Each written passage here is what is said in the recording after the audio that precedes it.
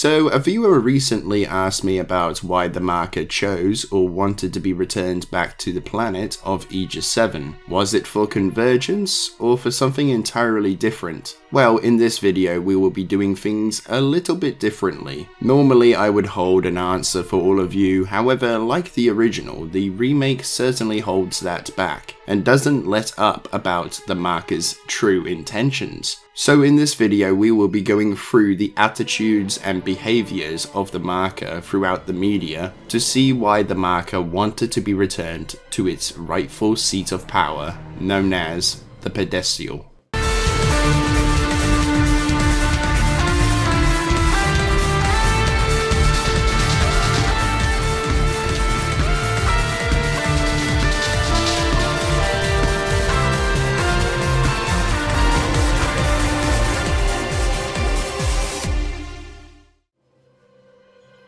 The first point of interest would be in the backstory comics, set on Aegis VII in the colony.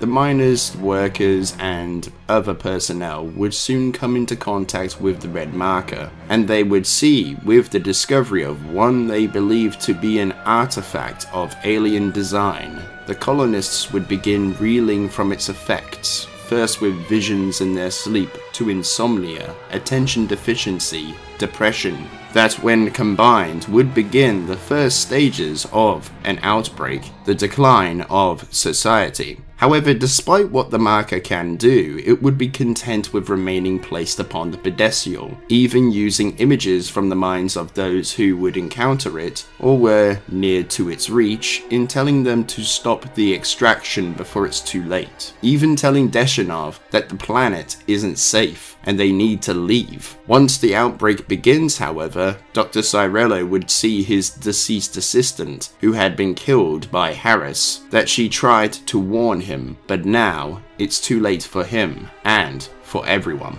In Dead Space Downfall, the marker would use Alyssa Vincent to send out a distress beacon in hopes it would attract more people to the Ishimura, whereas the marker would visit Dr. Kyne through Amelia, his deceased wife, to tell him what it directly needs from him, even telling him what he wants to hear, which was the truth, but not the main motivation of the marker, to Isaac as an apparition, in order for the marker to tell him, like Kyne, what it needs and how to cease the spread of infection. So now that we have gone through these key pieces of evidence, let's get into why the marker wanted to be returned to the planet. One theory that has been thrown about quite a bit is that the marker wanted to be reunited with the hive mind so it can commit to convergence. However, I don't think this is to be the case at all, as why would the marker go into all of the trouble to stop the extraction if that was what the plan had been all along? People try to use this theory of reverse psychology, but if that was to be true, then why wouldn't the marker just not intervene at all? If it knew that the CEC wanted to extract it from the pedestal, the thing that's amplifying the dead space field, why jeopardize the extraction by telling people to leave it be? What if the colonists actually had listened to the marker? Then the marker's plan would have failed. See, I don't think so. That doesn't make any sense at all. However, I have a theory that will blow the pants off of the others.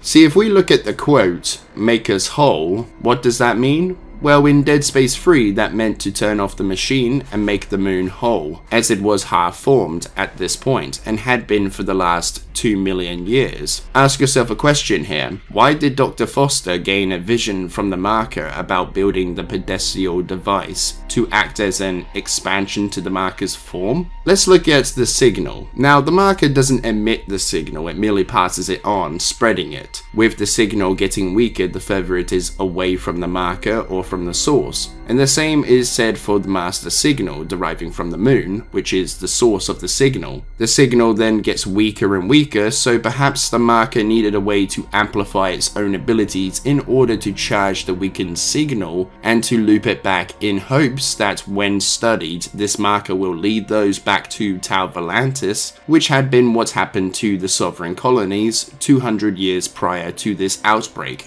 So perhaps the marker was seeing the bigger picture here. Lead humanity away from itself to the moon and to the machine, make that one whole prior to becoming whole itself. This would explain why the marker is content with staying put on the pedestal and not budging. That would explain why it sent apparitions to people to tell them to leave the marker be. With Alyssa, the marker knew that Kyne had sabotaged the ship, so that it would crash back into the planet, which would be catastrophic to its own plan and could result in its own destruction. So it further manipulated her into sending word for help. And with Isaac, the marker had affected him after chapter 1, after he picks up the stasis module, and further manipulates both him and Elizabeth Cross in order to grant its safe return back to the planet. Unfortunately, as soon as a marker goes through a state change, such as being placed or taken off of the pedestal, the marker unleashes an electromagnetic blast that had knocked out the gravity tethers, so it was all for naught. But hey, that's my theory of why it wanted to stay on the pedestal, but